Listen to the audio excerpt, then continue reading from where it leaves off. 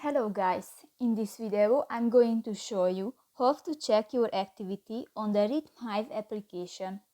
But first of all, I just want to mention, please don't forget to subscribe to our channel, because at 100,000 subscribers we are going to show you our YouTube revenue statistics and growth strategy, how to make money online. So let's jump into it.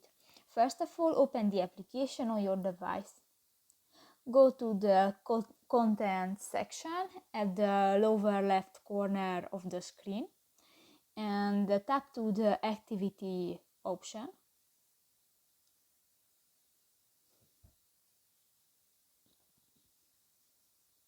And here you can find your activity and you can check monthly Hive rewards. So that's pretty much it for this video, guys. See you in the next one. Bye bye.